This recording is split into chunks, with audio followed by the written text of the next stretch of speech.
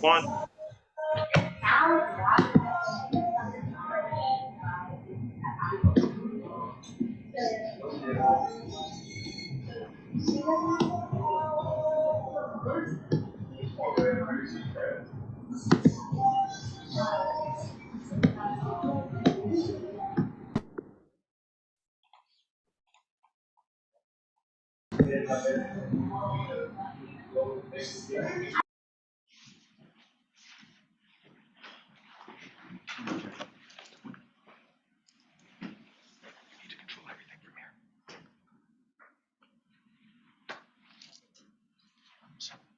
Okay. So, good evening, everyone. My name is Will Kyle, and I'm the president of the Alexander Hamilton Society at the University of Michigan. The Alexander Hamilton Society is a nonpartisan, not-for-profit national organization that seeks to identify, educate, and launch young men and women into foreign policy and national security careers in view with the Hamiltonian perspective of strong and principled American leadership in global affairs. We seek to facilitate dialogue among our young students and professionals on key issues in U.S. foreign policy and international relations, while supplementing such discourse with a conviction rooted in the history of the last century, that the world is a better, safer, and more prosperous place when the United States is willing and able to lead, and a commitment to maintaining the moral authority and material strength on which that leadership rests. The Alexander Hamilton Society is very pleased to announce our beloved guests, the Honorable Elliott Abrams, as well as our moderator, Ambassador Melvyn Levitsky. While this event was originally going to take place in person, we were unable to continue the event in the formats given in the light of the unfortunate snowstorm that reached Ann Arbor. The Honorable Elliott Abrams served as the Assistant Secretary of State for Inter-American Affairs, Assistant Secretary of State for Human Rights and Humanitarian Affairs, and Assistant Secretary of State for International Organization Affairs.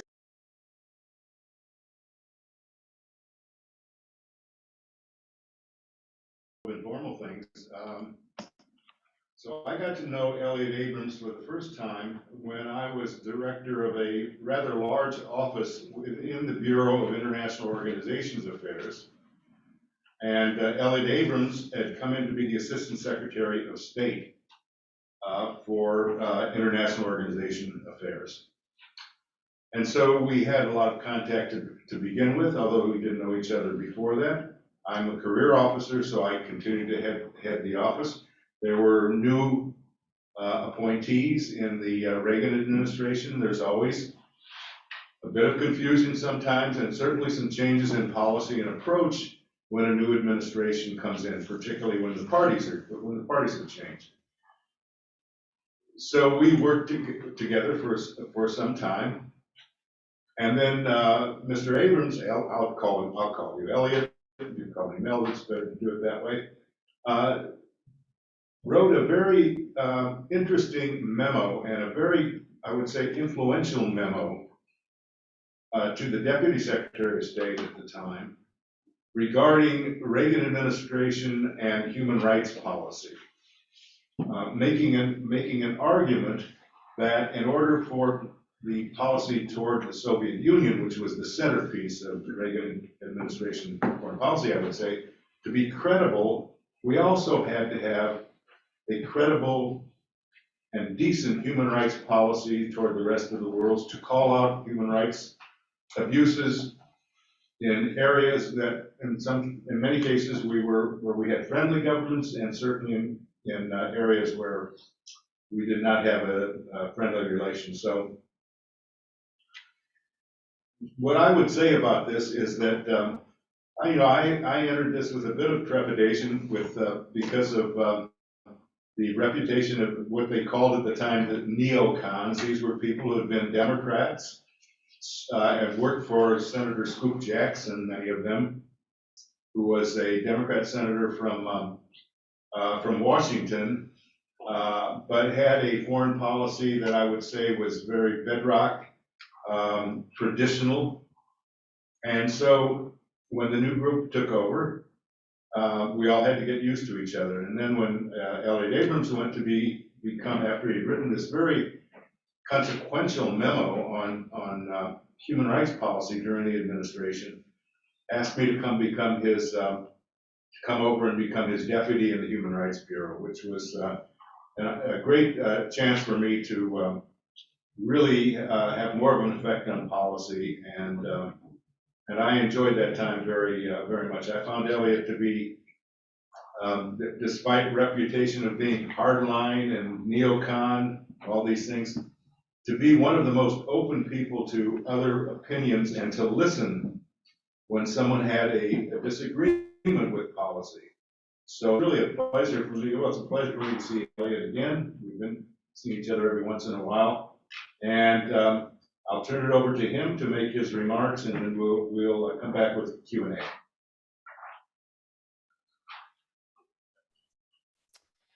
Thanks very much. Thanks, Mel. I mean, we met 41 years ago. It's a very long time, particularly for people who are mostly around 20 years old.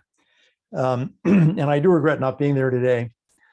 I could have gotten there, I guess. The plane took off, but I would not really be anxious to be driving from Detroit to Ann Arbor and back in this weather. So let's get into it. We're supposed to be talking about the Middle East, and I'm happy to do that. It's a little bit of an old-fashioned subject, you know. Everyone is now talking about China, and if people are not talking about China as the long-term challenge to the U.S., they're talking about Russia and Ukraine. And you hear a lot of people saying, you know, the sooner we get out of the Middle East, the better. The Middle East is nothing but an anchor pulling us back. And we have no real significant interest there. We should just face the 21st century now. Now, not all Americans agree with that. There was a poll last year by the Chicago Council on World Affairs that asked the question, if Iran restarts the development of a nuclear weapon, should the United States, one choice was engage in cyber attacks. One choice was airstrikes, actually attacking the Iranian nuclear sites. And they found that 64% of Americans supported the cyber attacks. And what I found quite amazing, 60% said we should do actual physical attacks, airstrikes on the nuclear facilities. So obviously those Americans, and that's a majority, think we have some real national security interests there. We also have considerable presence there. You know, we've got the 5th Fleet in the Gulf. We've got the 6th Fleet in the Mediterranean. We've got bases in Kuwait, Bahrain, the Emirates, Turkey, Qatar. We have troops, smaller numbers now, but we do have them in Iraq and Syria. Why? We've obviously scaled way back the presence that we had after the second Gulf War over a decade ago, but why not just essentially walk away? And I want to make a few arguments today that that would be a mistake. And the first argument is Iran. Presidents of both parties, including our current president, Joe Biden, have said, we will never permit Iran to get a nuclear weapon. If that's not just a bluff, which would be kind of foolish, it's a threat. It is a straightforward threat. We're also assisting the Saudis, the Emiratis, the Israelis in dealing not only with the Iranian nuclear program, but with Iranian and Iranian-inspired armed attacks. We're trying to prevent the domination of Iraq, of Yemen, and of Lebanon by Iran. Try this thought experiment. If Iran were not the Islamic Republic of Iran, and we're just a normal country, if the government were not constantly saying death to America, death to Israel, if it were not seeking to build nuclear weapons, what might the Middle East look like? Lebanon could escape Hezbollah rule and return to the democracy it had. Iraq could further develop its new democratic system that it is progressively developing without Iranian-sponsored militias trying to run its politics. Yemen's Houthis, like Lebanon's Hezbollah, would have a lot less power and be far more likely to permit politics and political conflict rather than military conflict internally. Israel would not be faced with an implacable enemy and might be able to have the friendly relationship with Iran that it did have before 1979. A nuclear weapon in the hands of Iran, on the other hand, I would say, would be tremendously destabilizing for the whole region and would likely lead to a nuclear arms race that would undermine and might even destroy the whole global non-proliferation effort. So that's the first argument. As long as Iran is there supporting terrorist groups and trying to build a nuclear weapon, walking away from the Middle East is not sensible. And that is an argument, I think, that says we have significant interest there. The second argument is terrorism. A lot of people seem to believe that Daesh or ISIS and Al-Qaeda are really gone. They're not gone.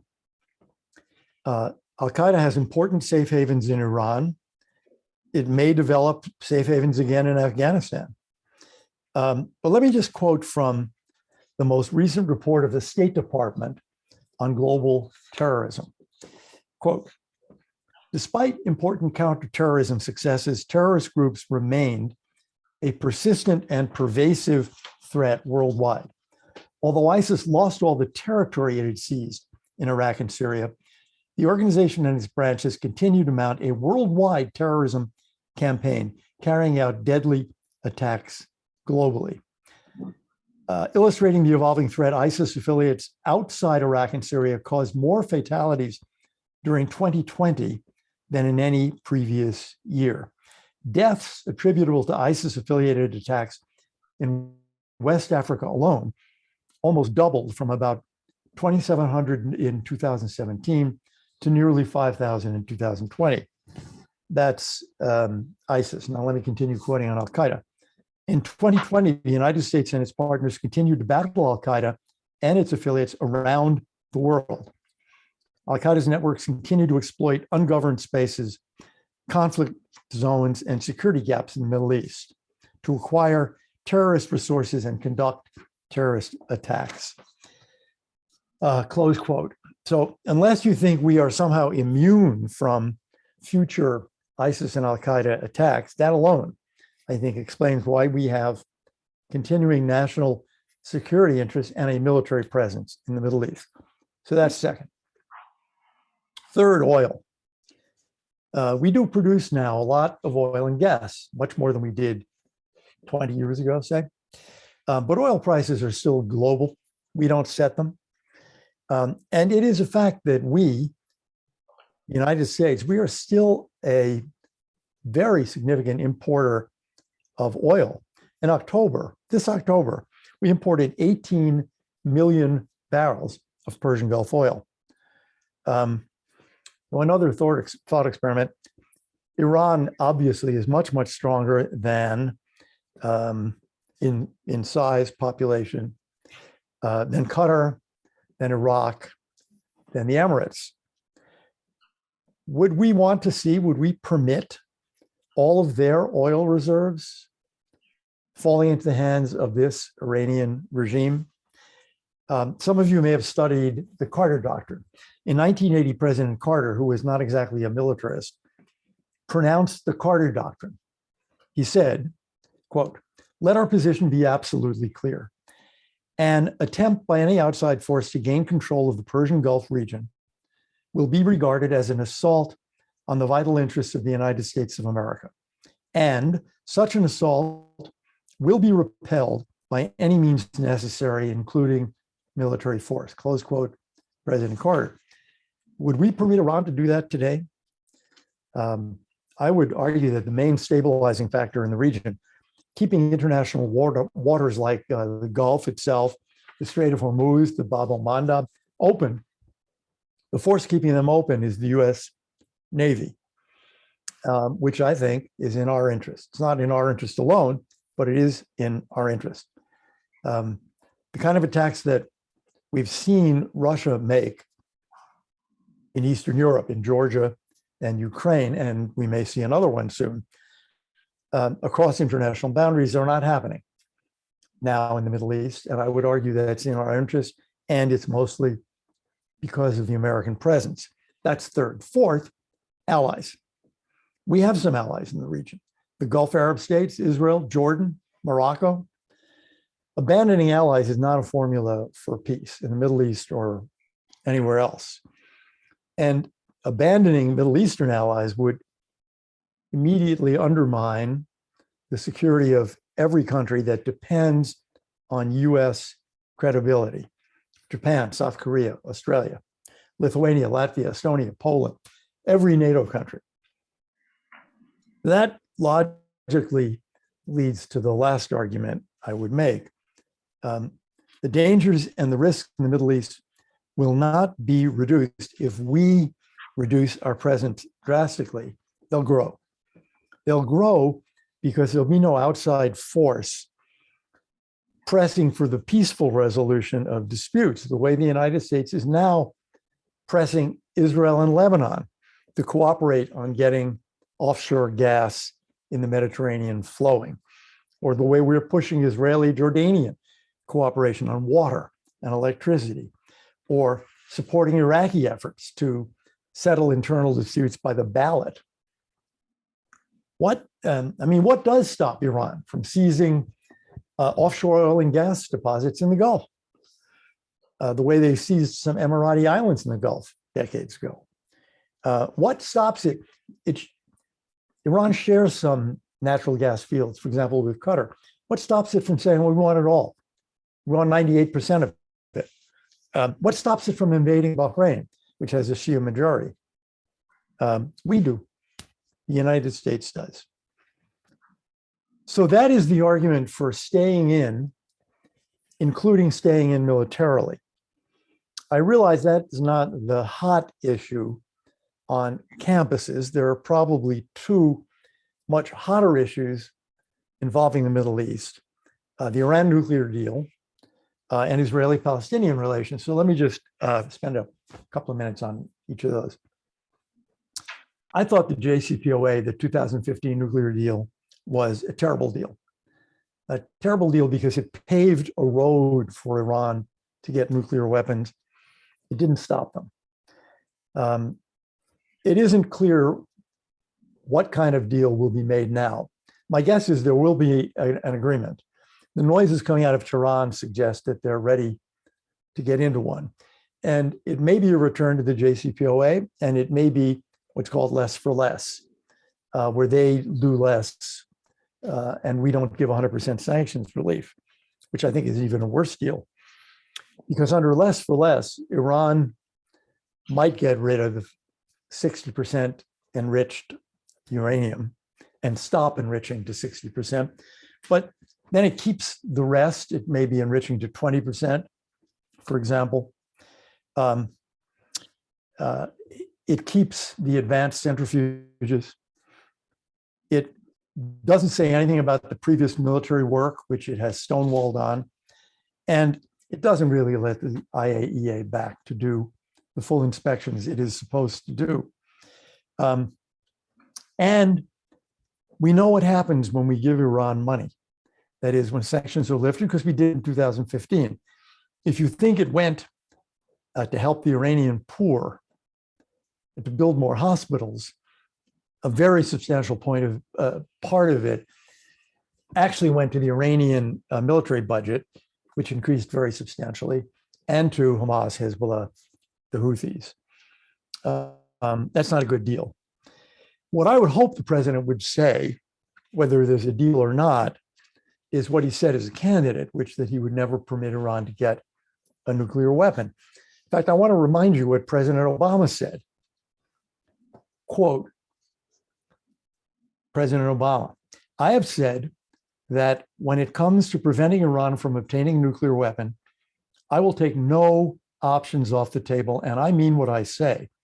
That includes all elements of American power: a political effort aimed at isolating Iran, a diplomatic effort to sustain our coalition and ensure that the Iranian program is monitored, an economic effort that imposes crippling sanctions, and yes, a military effort to be prepared for any contingency. Iran's leaders should understand that I do not have a policy of containment. I have a policy to prevent Iran from getting a nuclear weapon. Close quote, President Obama. So we'll see. We have been hearing for about certainly 3 months, maybe more.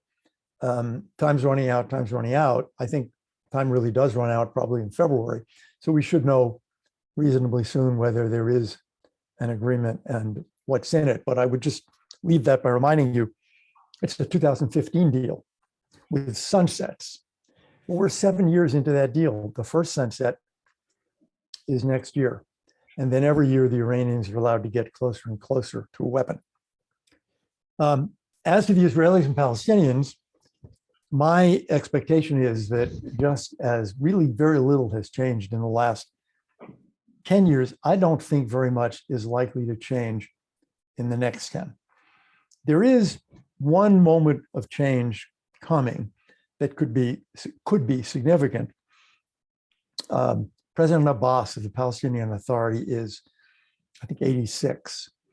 And the chances are that he won't be there 10 years from now. And at some point, he will pass away or become incapacitated.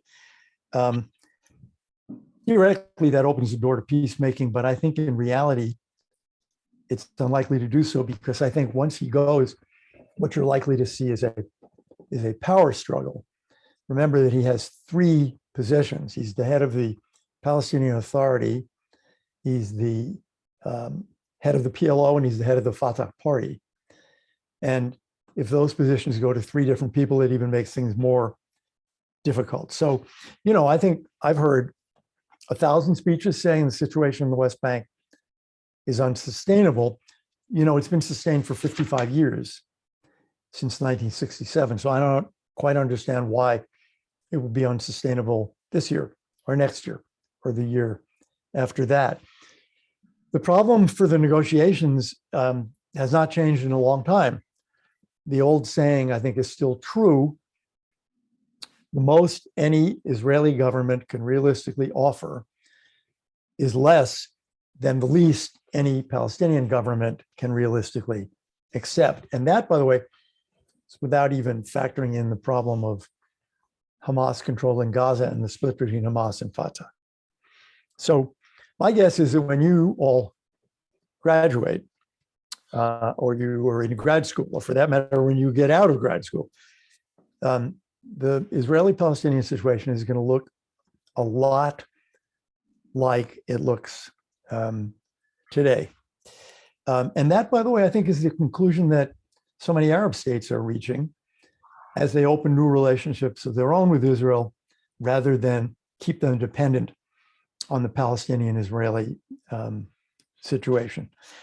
Happy to talk about both of those in the Q&A period. So let me conclude by going back. The title of this speech was Getting Out, Getting Stuck in American Security. And I don't think we're stuck in the Middle East. I don't think we should be trying to figure out how to get out.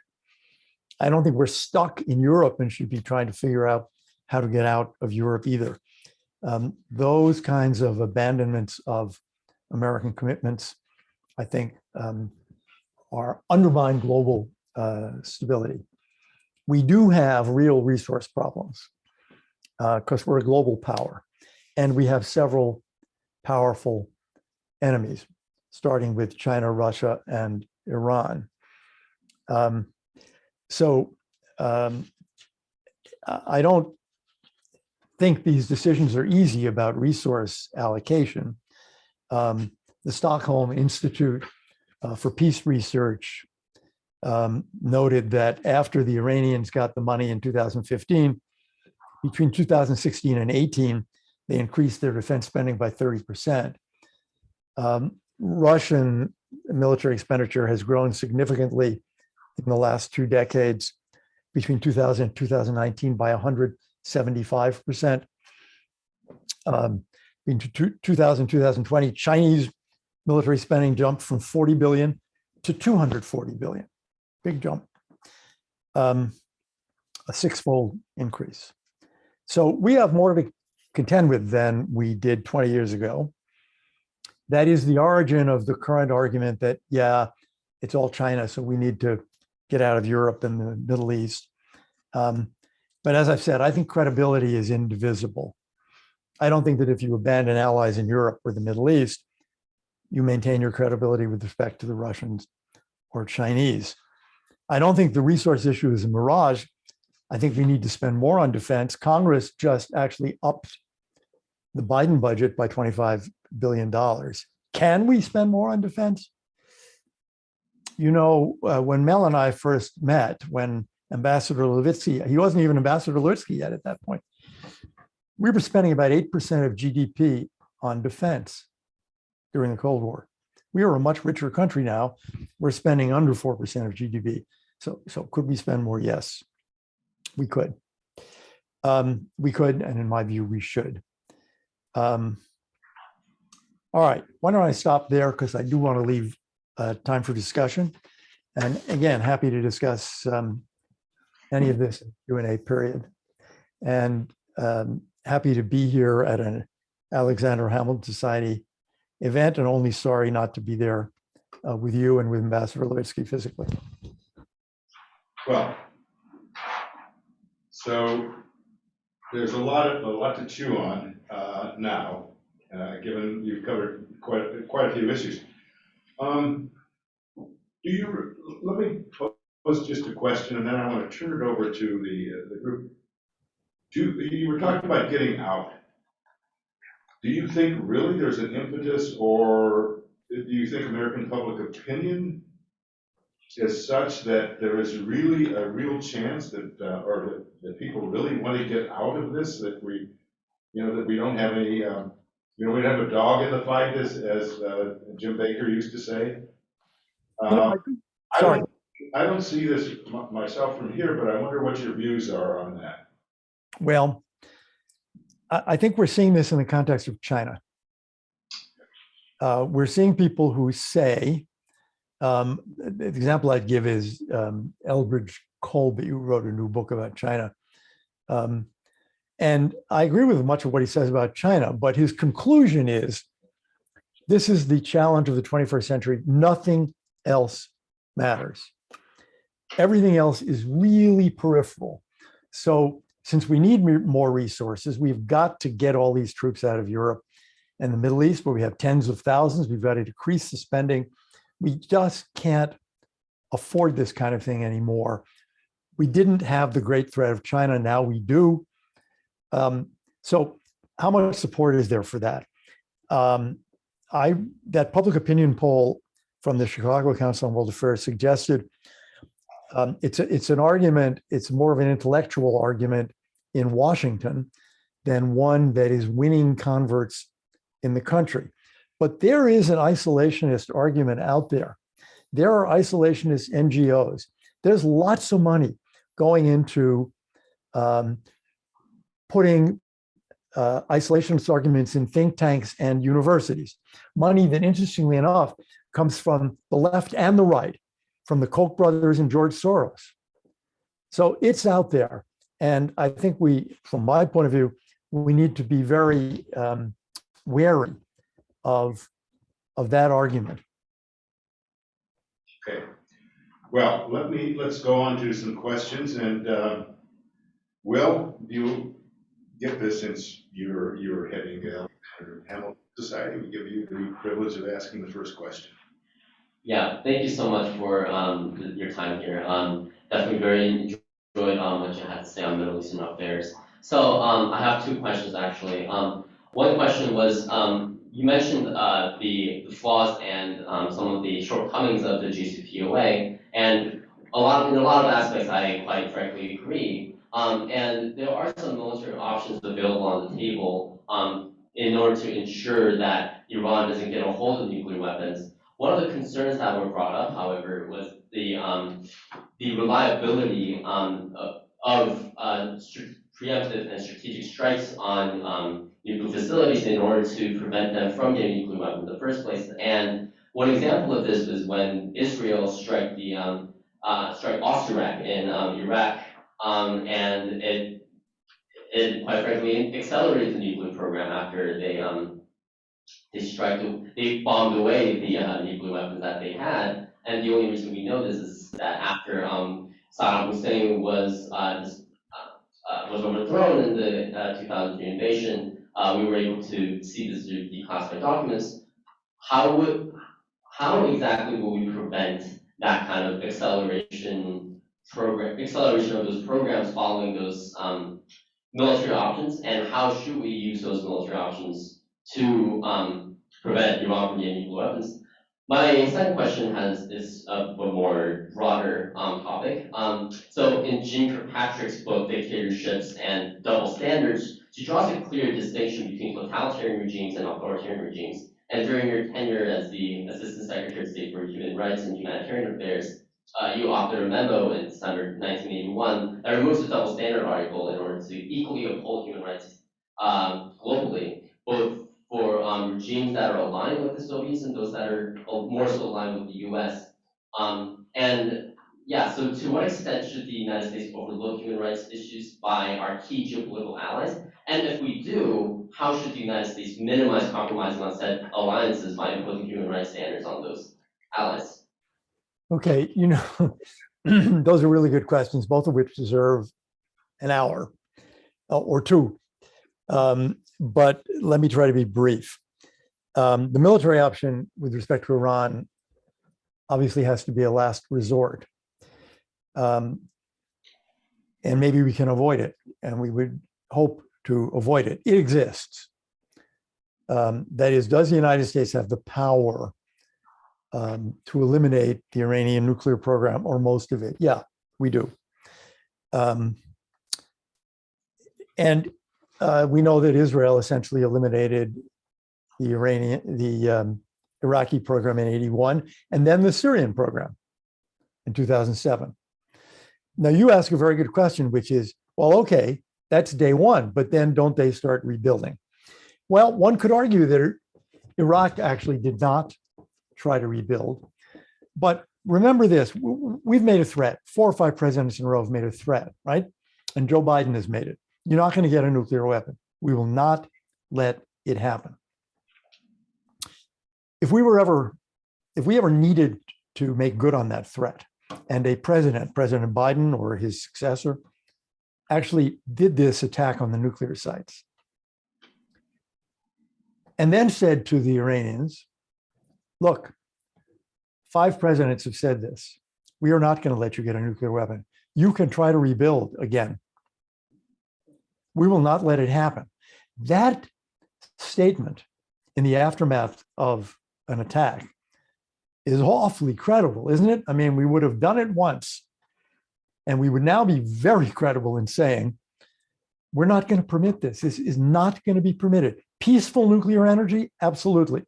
Some of your neighbors are developing it. We can do that. I mean, we were doing that. We're doing it now, for example, with the Emirates. We can do a deal with the Russians where we and the Russians help Iran, or just the Russians help Iran on peaceful nuclear energy. So yes, I think we could prevent them from rebuilding. And we could tell them, look, you're going to get right back into the sanctions. And then if it's necessary, we do another military attack. You're not ever getting a nuclear weapon. And I think we'd be very credible saying that. Your question about human rights. Well, first, I would say this. We need to have, as I said in that '81 memo that Ambassador Levitsky mentioned and you mentioned, you can't have a human rights policy for countries you don't like, a human rights policy for enemies. That's not a human rights policy. You need a human rights policy that's global. On the other hand, a government is not an NGO. A human rights NGO is the Committee to Protect Journalists. is not supposed to worry about, well, this is an ally, this is not an ally. It's just supposed to protect journalists. Governments do have to worry about economics, commerce, trade, security. So what do you do? I think there are ways of doing both. I had a number of arguments with Ambassador Kirkpatrick on this because my thought was that she tended to give the authoritarian right-wing governments a pass. And I would offer the case of the Pinochet dictatorship in Chile, which she felt, was sort of friendly to the US, anti-communist, and we should basically leave it alone. But Secretary Schultz and I felt should basically be pushed into holding a free election. And they did ultimately, and that got rid of Pinochet peacefully.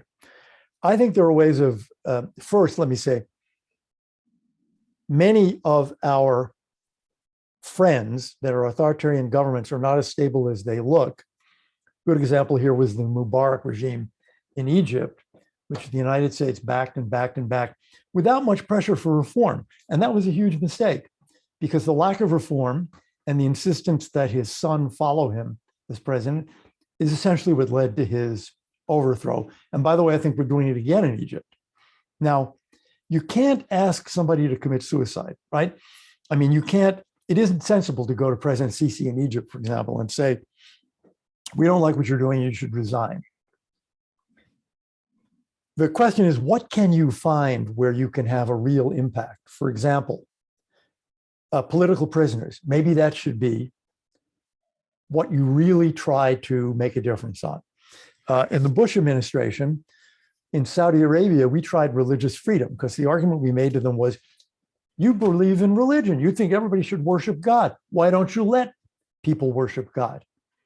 You only let Sunnis worship God your way. What about Shia? What about Christians? And we began to have an impact there because it was an argument they actually could not answer. And it was an argument that had a lot of support from within Saudi Arabia. That is, the religious police were hated by millions and millions of Saudis, which is another thing you should try to do, to try to push for something that has a lot of domestic support, where the authoritarian government knows it has a lot of support. There's no magic formula here.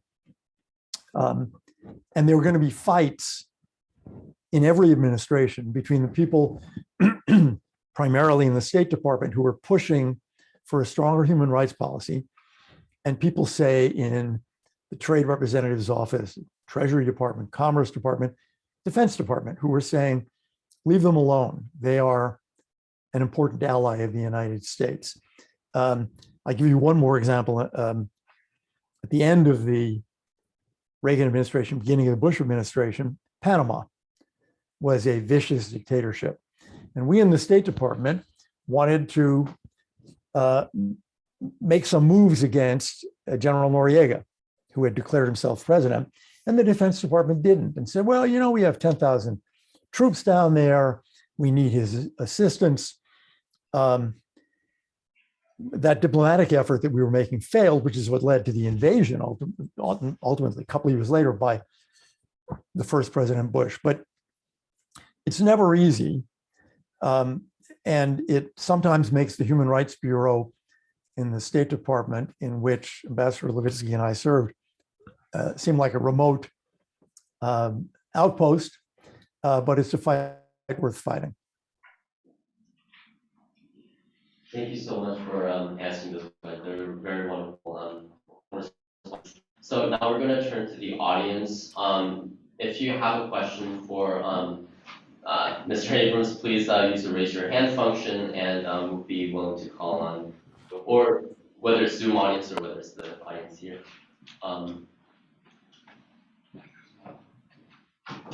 Okay, got a question. Okay. Okay. Throughout the talk, you referenced a lot about the importance of military power, maintaining military forces within the Gulf region, and even suggested that the United States should increase their defense spending. However, we've seen that other states such as China and especially also Russia have used other sophisticated asymmetric means of accomplishing large-scale objectives with minimal military force. I think the saying is, if you have a big hammer, everything starts to look like a nail.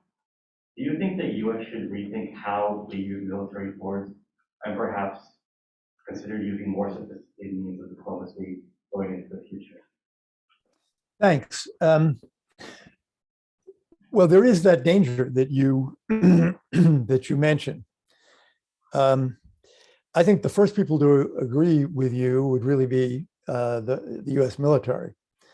Now, some of the things that are alternatives to military force, like the kind of cyber attacks that we have seen from Russia, can be pretty devastating. But we have that capacity. We, the United States, we have cyber command now. So we can respond. If we ever get a significant cyber attack, we can respond to it and respond to it with a cyber attack rather than through, let's call it a military attack. In the Eisenhower administration, where they did not want to get into, wars like the Korean War, what they relied upon more was covert action, which is also an alternative.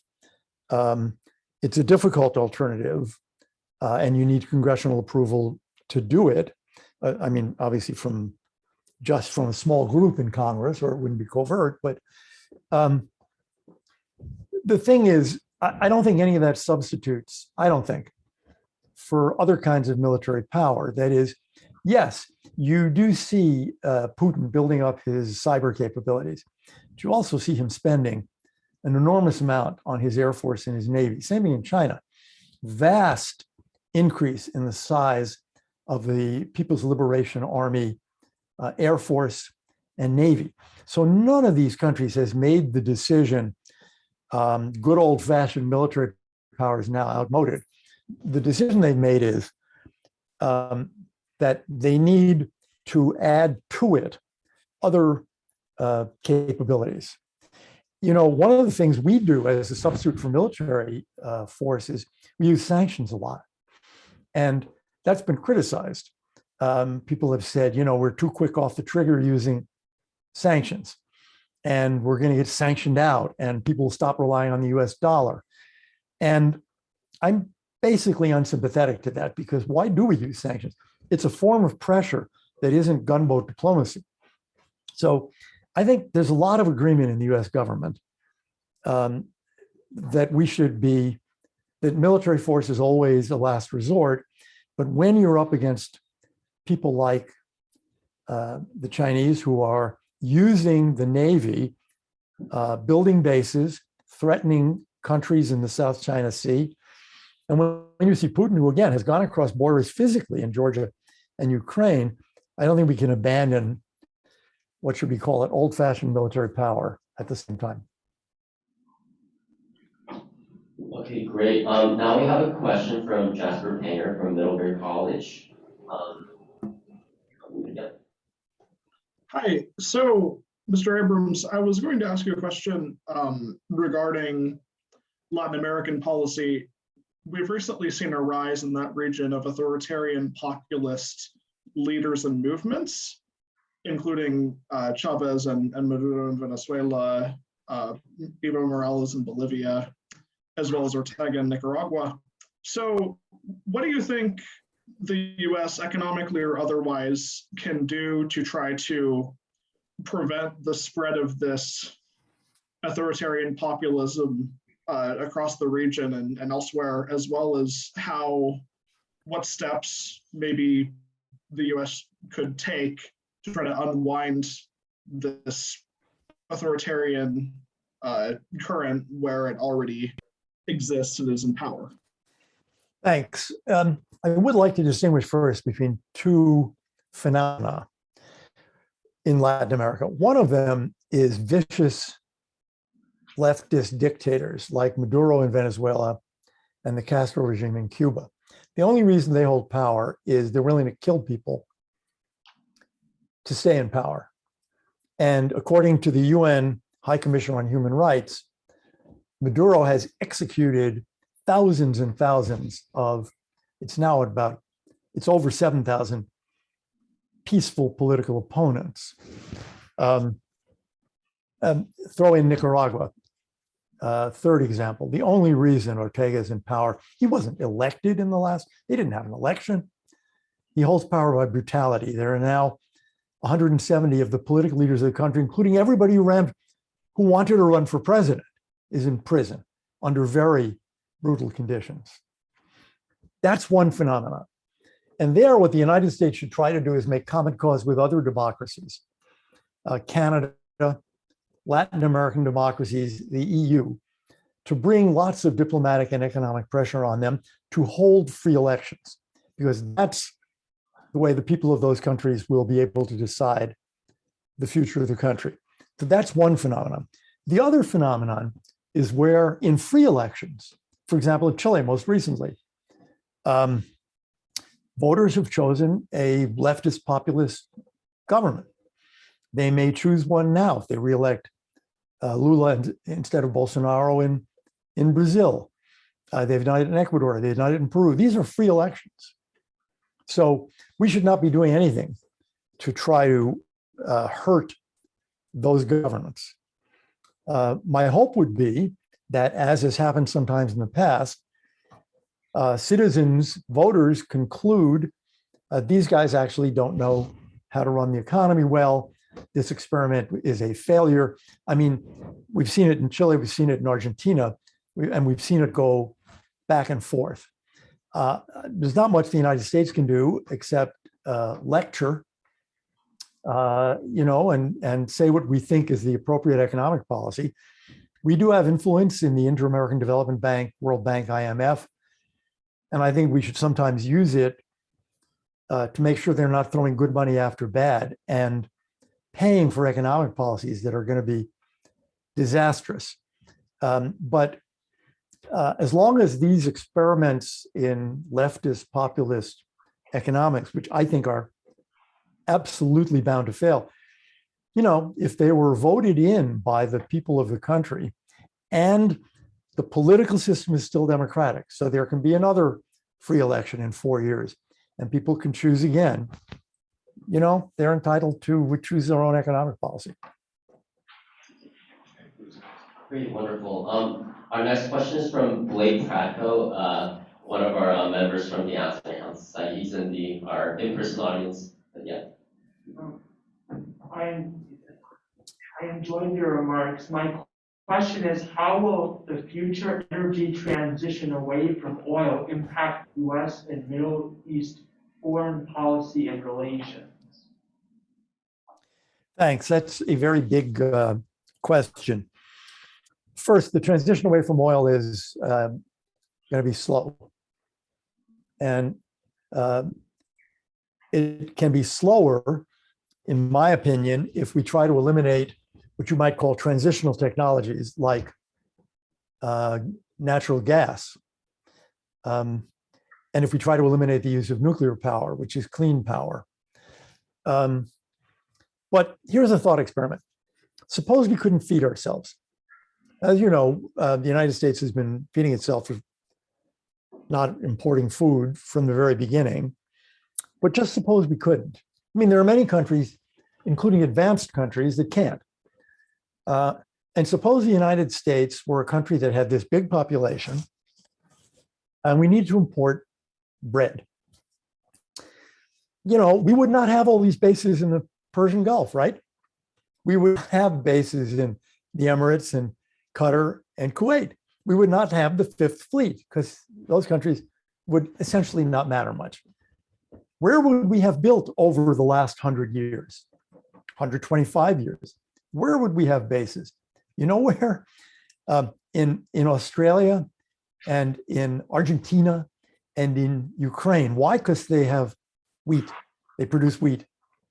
So there's no question that our own military presence in the world reflects the age of oil. what will happen as we transition away from oil? The countries, first of all, the countries that are dependent on oil are going to be poorer. Russia. Russia above oil, because Russia is not a rich country. If you look at the United Arab Emirates, it's true, of course, that they've depended on oil, but now they have a big tourism economy. And now they have a sovereign wealth fund that earns them more money than their oil, which is amazing. So some countries are going to make the transition and others are not. And they're simply going to be poorer countries. And we will be able, I think, if we're not talking in, say, the next 35 years, third of the century, 2050, we are going to be able to, I hope, change the way the US military is positioned in the world, because oil will be that much less significant. And, one hopes that all of us can transition to a post-oil economy. Again, I don't think it'll be so easy. There are, I think, 100 million vehicles on the road in the US, of which, 0.1% are electric vehicles. So it's going to take a long time. Next question. Shiva has a question from our chapter. So in your belief, how hopeful are the near future prospects for improved relations between Israel and Sunni Arab countries in the light of cooperation against the Iranian threat? And what can the US do to promote said relations? Thanks. I'm pretty optimistic. I mean, what the Sunni countries have done is really to make a decision about their own national interests, which were, in a sense, being held hostage by their commitment to the Palestinians. But many of them have gotten tired of, let's call it, mismanagement by the Palestinian leadership. And some countries have obviously opened relations. Others, like Saudi Arabia, haven't and probably won't for some years. The Emir of Qatar was here, I guess, yesterday, here being Washington. And he or his foreign minister said they're not going to do that. But they have some relationship with Israel, and it isn't a kind of a complete inability to have an economic or political relationship with Israel. I think you will see more of that. What can the United States do? Well, we should be in favor of it. And this ought to be a bipartisan issue. The Trump administration was, the Biden administration was. Biden administration at the beginning didn't want to call it the Abraham Accords because that's what the Trump administration called it. They've stopped that now, and they're using the term. We should be encouraging people in the Sunni countries because it is in their interest from an economic point of view, technological point of view, medical point of view, educational point of view. So we should be in favor of this. We are. And we should just make sure that it doesn't get caught up in any kind of American domestic partisanship. And I think we're doing a pretty reasonable job at that. Okay, because we're running low on time, I'm going to have Trevor and Kareem ask the questions at the same time, and then you can answer them simultaneously. So Trevor from our chapter. Yeah, so this is a brief question about negotiation. So the Islamic Republic of Iran is kind of well known to be not a black box, but a little bit of a confusing place. And I wanted to know how you negotiate, or how anyone really negotiates in good faith with what is essentially a state within a state, because you have the civilian government, which ostensibly does things. Then you have the mullahs and the Revolutionary Guard Corps, which is like a parallel state and a parallel military on its own. I wanted to know how you negotiate in good faith with a state that operates in such a way. Okay, Kareem, I think was going to ask his question, and then I'm going to do both. Yeah, I have a question kind of in the same area, just with continued Iranian intervention in Syria. The Biden administration's been criticized repeatedly for not having a coherent Syria policy. So I just wanted to know like what your vision was kind of for American policy in Syria moving forward, and what advice you would give the Biden administration on that front. Okay, thanks. On negotiations, this is an old problem in a way, in the sense that during the Cold War, we would negotiate with Soviet diplomats. But we knew that the foreign ministry was not really in control. The Communist Party was in control. Not so different from Iran, in the sense that we are negotiating with the foreign ministry again, but it's obviously not the foreign minister, it's the supreme leader who's calling the shots. You just build that in. That is, in a certain sense, you could say the same thing about us, right? You could say, well, Rob Malley is the US negotiator on Iran, but he doesn't call the shots. He works for Tony Blinken, who's the Secretary of State, who works for Joe Biden, who's the President of the United States. So everybody understands that if you ask Rob Malley a question at the negotiating table, he may well not be able to answer it. He'll just have to say, that's above my pay grade. That's for the president or the secretary. It is obviously more difficult in the case of Iran, partly because the differences, as the term black box is right. Although, again, there was a thing in the Cold War called Kremlinology. And people used to look at things like, literally, on the day of the celebration of the 1917 revolution, the party high command, the Politburo, would stand on Lenin's tomb. And we would study films of who stood where, who was next to whom. And Ambassador Levitsky, who served in Moscow, was doing this kind of stuff to see who was influential, who had lost influence, because he was now 10 down from the general secretary. And last year he was 2 down. So you get this particularly, of course, with any dictatorship, where there's no free press and there's no parliament which can debate all of this. And Iran is a particularly difficult place for us from an intelligence point of view. As you know, we don't have an embassy. So we're not getting the usual flow of information, makes it that much worse. But I would say this is on a spectrum. There is, we don't know exactly what's going on in the French government. We don't know exactly what's going on. Let's say, take the German government. New coalition among several parties. Foreign minister from one party, chancellor from another. We don't really, who's up, who's down, When the foreign minister speaks, is she speaking for the chancellor or herself or her party or her ministry? So it's difficult, but it is in your mind when you're in this negotiation, always. Who am I talking to here?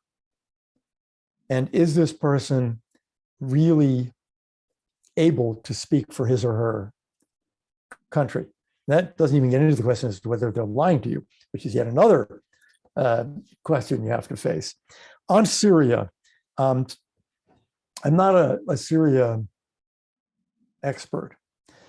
I am glad that the Biden administration has, I think, essentially continued the previous foreign policy, which is keep the several hundred troops we have in Syria there, because the anti-ISIS groups that we are backing, the SDF, is still fighting ISIS. And that's an important fight for us and for any other country that wants to defeat ISIS. We're beginning to see something that I think is terrible and terribly disappointing. And that is countries, including Arab countries, that are saying, let's let bygones be bygones with President Assad. President Assad is a person who used poison gas to murder his own citizens, thousands of them. I don't think we can ever let bygones be bygones there. And I don't think we should, I think we should oppose, let me put it that way, countries that are thinking of kissing and making up with the Assad regime. But realistically, he has a relationship with Russia, and he has a relationship with Turkey, and he has a relationship with Iran. And I think one has to acknowledge that it is probably in the interest of the United States and allies like Jordan and Israel that Turkish and Russian interests remain there and not be driven out by Iranian interests, so that Syria becomes like Lebanon, essentially dominated by Iran, which is not yet the case. But I want to finish where I started. I'm not a Syria expert. And, if I were asked that question by, let's say, a member of Congress, or if I were asked to talk about it in the news, I'd say, let me call you back tomorrow. And I'd talk to friends who truly are Syria experts. Thank you. Thank you very much for joining us here. Please give a round of applause to our ambassador, as well as the Applauding for you, Elliott. Thank you so much. Thank you. So are we now cut up? Well, let me, are we still on? Well, we're talking, you can hear me. So I just wanted to thank you. It's a pleasure to get back and get back with you and listen to your opinions. You're always so well informed, for one thing. I don't know how you keep up with all this stuff. It's not just from reading the New York Times and the Washington Post, I feel. There's some other sources. But I was really happy about this. A lot of things that we covered today, as Will knows, since he's in my class, we cover in the class that I'm teaching on national security policy. I assume that we have a film of this. Have we filmed this? So I would, if my class, I encourage my class to tune in on this, but if they didn't, I'll make it available to them as well, because this was very instructive and very relevant to what I try to teach here. So thanks again very much. Well, it's my pleasure. It's great to see you again. I would have preferred to do it in person, and we haven't been able to do that for several years now, partly because of COVID. But I remember the last time we saw each other in Washington, and I would hope at some point to be able to get to Ann Arbor and do it there, unless you decide to move to the University of Florida. I don't think so. No, I don't think so. I like it here. Yep. Again, thank you so much, Mr. Abrams. And also for those of you that are in the audience that are not in AHS, please consider applying to our next recruitment cycle. We have weekly meetings and great speaker events like these. So again, thank you. And I hope to see you all very soon. All right. Okay. Okay. We are off the recording. Good. Right. We're gonna talk with Elliott. Yeah. So just You want to talk to him about the Hamilton Society? yeah, and like the potential. Sure, go ahead. Okay. But everyone should like. Yeah, I'm gonna first. give you.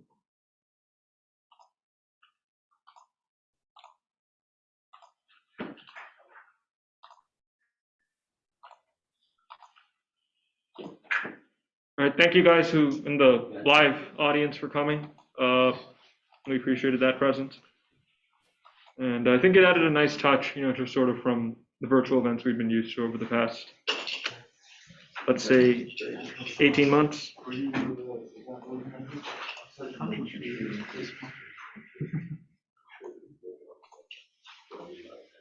Okay, that should be all. Yeah, you got rid of everybody. Very impressive. Comprehensive regime change. Mass slaughter in Ann Arbor. All right.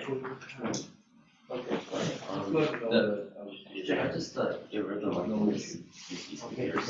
Like get rid of that. Whatever's easier. I think we were just. I'll, Okay, yeah, that might be. Like just get rid of the.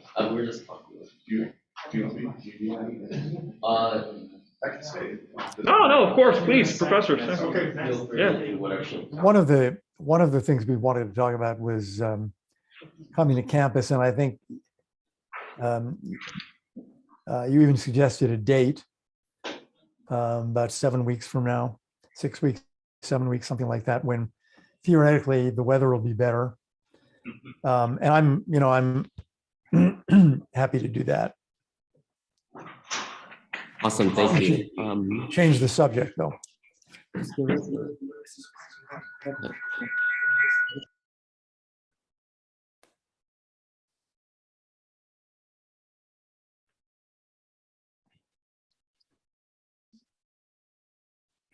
you're muted on the host thing. All right, how about now? Now it's Okay, fine. yeah, it's good. Okay, awesome. So yeah, definitely. We very much enjoyed what you had to say. It was a very wonderful discussion. And yeah, we're definitely interested in having you over. That's March 22nd. That would be the best date to have. Okay. But we have to speak with the national board about it, and also some of the audience perception of this. Right. And I'm very, very positive that our audience would love to have you on campus in person this time without a snowstorm bothering. So, sure. Okay, we'll keep talking about that, but I put the day aside just in case. Awesome, thank you. Right, we'll get on double checking with the national org, but. Yep. I think we should be good to go. Yep. And would it be and I want to interrupt you to just say the reaction I had from a friend here when I said, there might be protests. He looked at the weather report and said, good, all those protesters can freeze to death in the snow.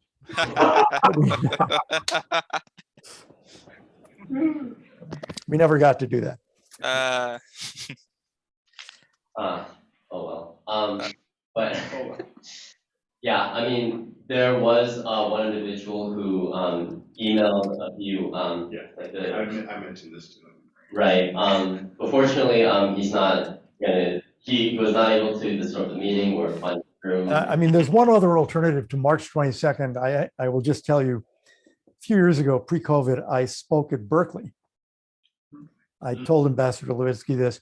There were no protests, none. And I couldn't believe it and asked why. But the answer was obvious as we walked across campus. It was April 20th, 420.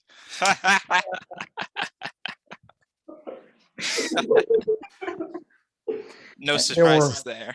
Yeah, the whole campus was covered with smoke. Anyway. Well, we can do it here on Hash Bash Day, I suppose. Yes. Ann Arbor does have a lot of greenery to offer. Yes. Something that I wanted to ask was, so what do you actually? You don't have to answer in like a discussion, or it could just be. But what do you think is like the future of neoconservatism, the Republican Party? Given that isolationism has been more popular from what I was hearing.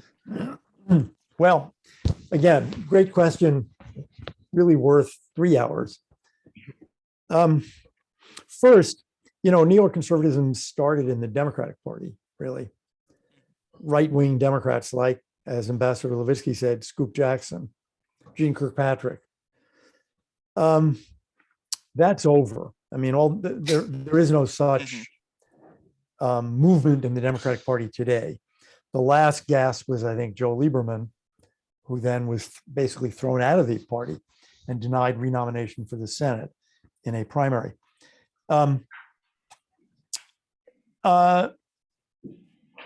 I would say what's the difference between neoconservatism today to the extent it exists? And we're talking foreign policy now, mostly. Conservatism. I mean, where do I disagree with John Bolton, for example? The answer is there is a difference. He is an internationalist, so am I. He's not an isolationist. Neither am I. There are differences on two things. Neoconservatives still believe in human rights policy, and realpolitik people like, say, Dick Cheney, John Bolton, largely don't. I mean, they're not indifferent to human rights. This is not a point about character. This is a point about foreign policy views. And their view is, we have a lot of fish to fry. That's one of them, and it's a small fish. So we have an argument about that all the time. The second, and this is partly domestic, partly foreign, neoconservatives believe in immigration. If you compare, what a neoconservative critique, for example, of the Trump administration would include that he was, wildly against. He was against legal immigration, never mind illegal immigration. I mean, and the Republican Party isn't as anti-immigration as Trump is. I think I could prove that with public opinion polls. People are against. Well, look, people are amazed that Hispanic Americans voted more for Trump in 2020 than in 2016.